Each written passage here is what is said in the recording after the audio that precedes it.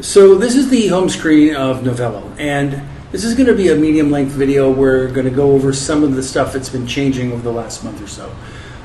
In honesty, there hasn't been a lot to show visually, but a lot has been done behind the scenes, and that's what we're going to look at today.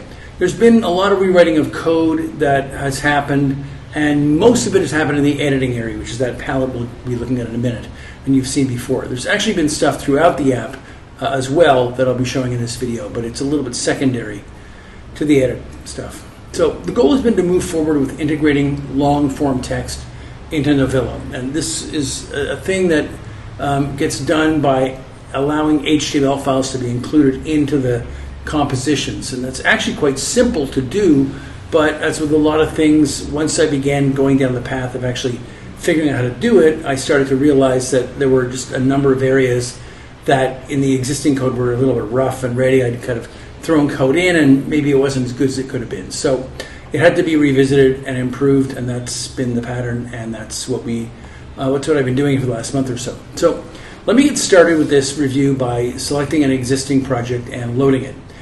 If you've seen any of these videos recently, you'll remember this one. It's a simple collection of shapes, and I use to taste changes in code. And you can see that when I swipe, they transform in their colors, and there's a line that partially draws on from 0, and then it just cycles around. So now that we've seen that, remember what has been, that's pretty much what we saw before. I'll just pop into the media panel to start off with. And this has been disabled for a little while, so it kind of came back as a feature in the current version. Now, when I click on the items in the media list, we can see them displaying in the main screen. And the format they're displaying it in, you can see these registration marks in the upper right and the lower left corner. They're designed to be displayed so that those are inside the frame of the screen, no matter what orientation you're in. So you get a shrunken version where all of it's visible. So there are two images, both are SVGs, of course. There's the one that we saw just a moment ago, and then there's this one here, which is the gray and the yellow. The key thing about the display of these objects right now is that the display colors and line weights match what is in the original SVG files. So the original version of this did not do that. It showed sort of a pale gray with orange line work. That had some value because it showed you where everything was, but seeing it, as it turns out, in the way you drew it in the file is kind of more important to me. So now we have this kind of better preview. We also get a sense of how this is useful, and we can look at this SVG and then compare it from the media pane to the version of it that's in the composition. So you can see it here. So there's a real difference because it's zoomed up, because it's now zoomed up so the registration marks match the maximum dimension. So it always means that either the left and right or the top and bottom of the image are missing, and that media panel gives you a chance to see the whole thing. Of course, what's on the screen here also begins to change when we swipe, because when we first see it, we don't see any lines on it, and the colors are different because those are things that are set in the initial conditions. So the media preview also has a high value in showing you what actually are the baseline values in the image, and that's been restored. So again, when we shift from the composition view to the media view, what we can see now are the transformations in contrast to what is in the original SVG file, which is shown in the media panel. So if we go over to the pane that's right beside the media panel, we can see, which is the HTML pane, we can see that there's the beginnings of the new function that I was talking about, of including long-form text in Novillo. Superimposed here on the SVG, we see a placeholder that will contain any HTML that we want to associate the currently displayed SVGs that are on the screen, the two shapes and then the line. So we have actually one HTML file, that's already in there, and so we can select that, and you'll see that it actually replaces the placeholder, puts the name of the little file up at the top there. The HTML file itself, by the way, was added to this project by simply creating an HTML file, putting in the folder along with the two SVGs that are where I keep my work, and updating those to GitHub. Because everything is downloaded from GitHub when you first open your project, the next time I opened my project, now the HTML file was part of it, and I could use it as in whatever I wanted to inside of my project. So in addition to being added to the repository, this little HTML file was also added to the block, if you remember blocks, that contains the SVG in the composition. So blocks are kind of like the folders that hold groups of images, and in this case now not just SVG images, but also HTML files together in one kind of logical group that we can assign to a composition. So looking at the block and the panel, we can see there's only one block in this particular thing, but when we select that, we can see there's the image, which we had before, but we can also see the HTML file, and the key difference is that we're seeing it in its raw form. We see the actual HTML. So that's the purpose of this revamp to the block display. So just to be clear, you can't edit either of these two things in Novillo. You can change the attributes in terms of color, line weight, whether the lines are drawn on to what extent when it comes to SVGs, but it's a little more minimal in terms of what you can do inside of Novillo. Novillo is really about bringing things together, and the way to make changes to these things, same thing for both types of files. You make the changes in the editor that you like to use for editing that kind of file, save the results into the repository in your local GitHub or Git repository, and then push that Git repository up to GitHub. Just a matter of like 4 lines of commands you type in, and if you're on an iPad, not even that, because it's all just a bunch of buttons. And again, as I said earlier, it'll all be automatically pulled into your project the next time you open it. So any changes I make to the HTML file the next time will be loaded in. Now, a lot of this functionality existed in previous versions of Novillo, particularly related to this display of HTML and SVGs in the block pane, but also the existence of the HTML pane and so forth. But as I was really focusing on getting the rendering right, I have sort of let that aside and disabled some of it. Now I'm bringing it back in. And it's now happening now because I'm focusing on integrating HTML into composition so that you can have chunks of text in long form you can scroll through, juxtaposed with the images that are the SVGs. The SVGs are changing as you swipe, so is the HTML potentially. A lot to talk about in the future about that. But anyway, as I've started to think about seriously, how do I make that happen, I've had to backtrack through some of the code and make some decisions about how to implement that, and that's what this whole rewrite has been about. So while we're here, by the way, I'm just going to swipe to the right on the lozenge at the top of the screen. This is also old code, this swiping to move between display modes. But now when I swipe to the right, when I get to the end of it, which is when I'm on the composition display, I now get this message that says, hey, do you want to leave this project? So this is a big difference, because previously when I wanted to open a new project, you'll remember this if you've seen the old videos, or if you go back and look at them now, I had to actually quit Novillo, open it back up, choose the project I wanted, and then I could look at it. But now if I go right ahead, it'll give me the option. I can hit the OK button, and this will take me back to the home screen, and from there I can select a new project. So, oh yeah, now there we go. I've chosen the other project we looked at a lot at, which is the one in the train station. It takes a second or so to load, and then when it does load, there's a couple of things to notice about where things are. So the first thing to notice is a program decision. It does take longer to load, and that's because I'm pre-calculating a lot of the things it needs to do when we're swiping through it. And the reason I'm doing that is because it was starting to really slow down with all the stuff I was making it do. Now when I pre-calculate it, it's much smoother when we swipe, as we'll see in a second, but it does take longer to load. I don't think that's a big problem. It's a good trade-off for most things. So that pre-calculation working, it's now a smoother performing reader. The other oversight is what you'll see now, which is that moving into this new project, I still see the old display in the block page from the previous project. That's just clearing things up. It hasn't been done yet, but obviously I'll attend to that pretty soon. So, but you see, if I do select one of the items in the block panel, it replaces all that, and we just see the things that are appropriate to this project. This is again the train station project, and we've seen a fair bit of that. You'll also notice that when we load the crowd, which I've just done, it takes kind of a lot longer than the other ones because it's so much more complex at drawing. I kind of need to optimize this, but it is, again, that trade-off of pre-calculating things. The other thing you'll notice is that the image is being cropped into the square shape.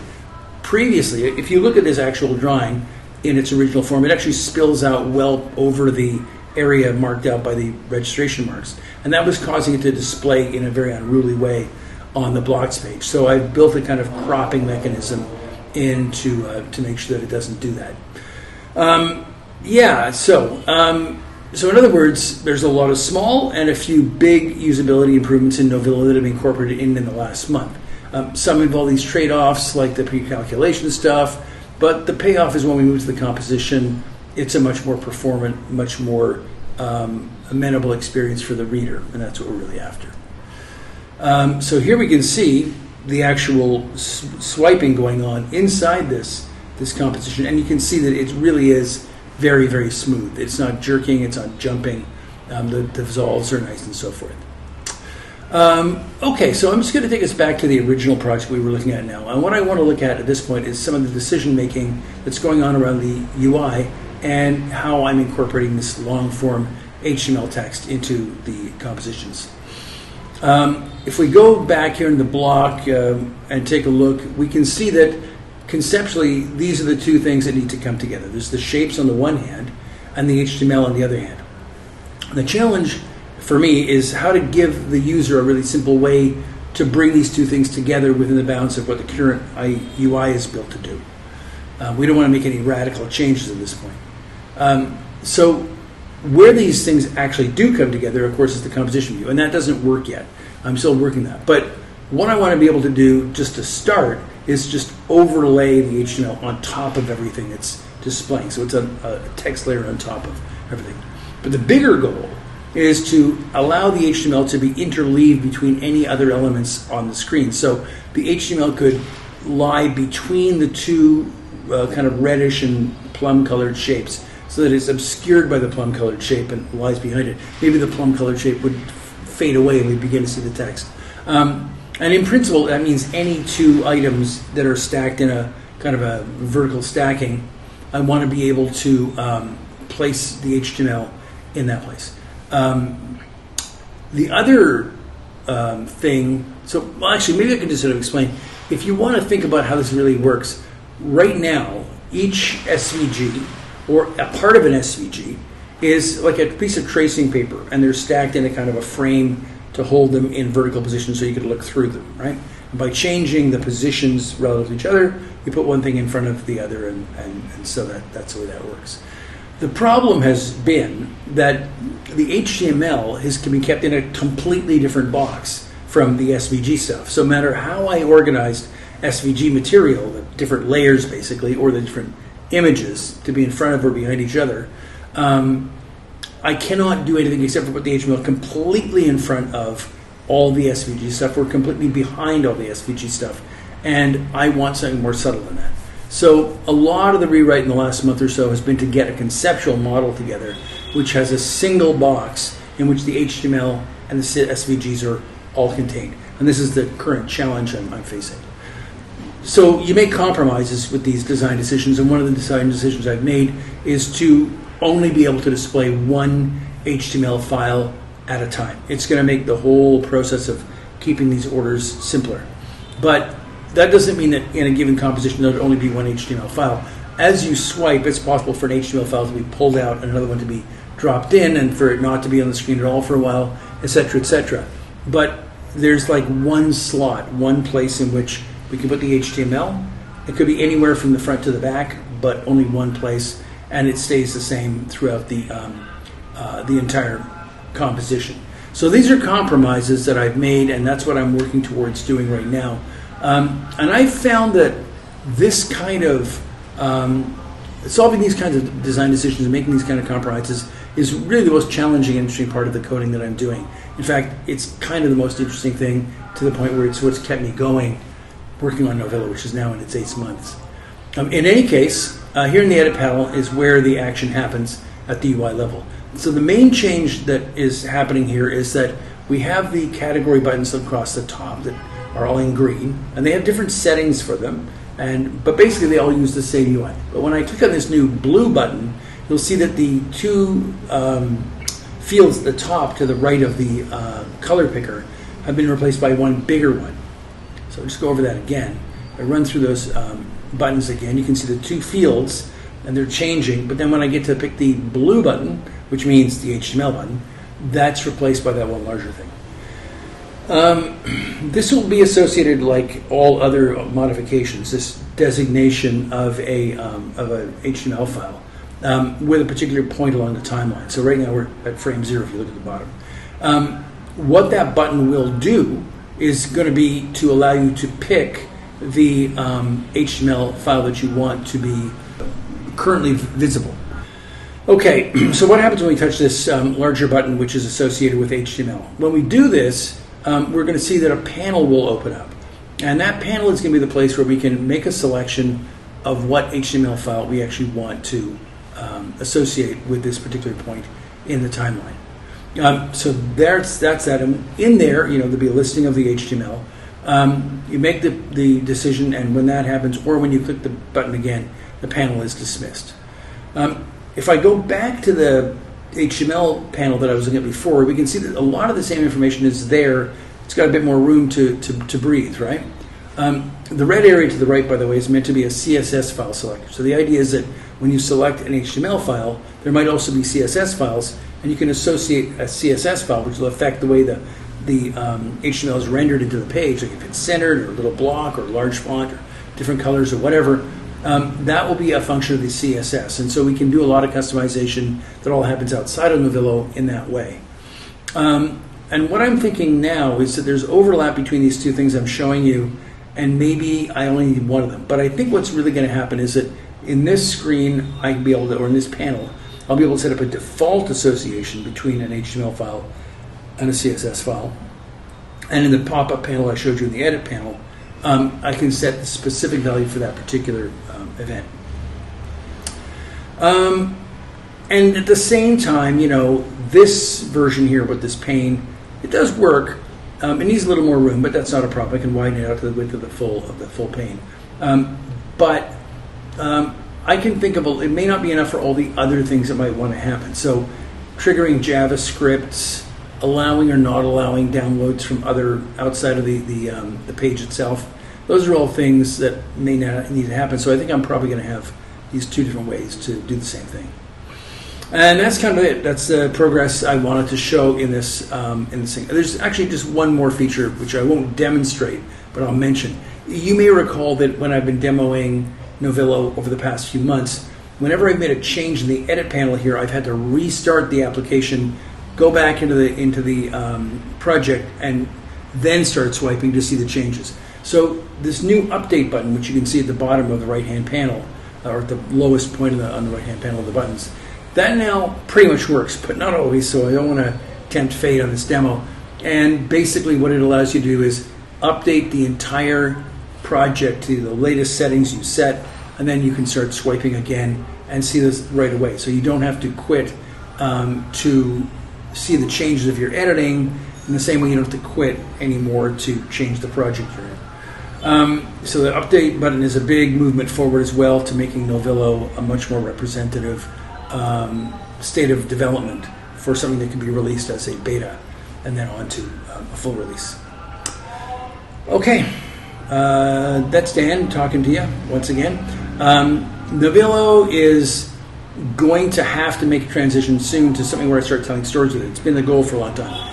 And I think once I have this HTML component working, that will be the signal that that's going to happen. So look for changes, look for more interesting storytelling stuff. And this new format of being able to directly record the screen, I think is going to be the way. I'm just going to output a bunch of story segments that we can look at and talk about in future videos. But not quite yet. Still some work to be done. Okay, thanks a lot.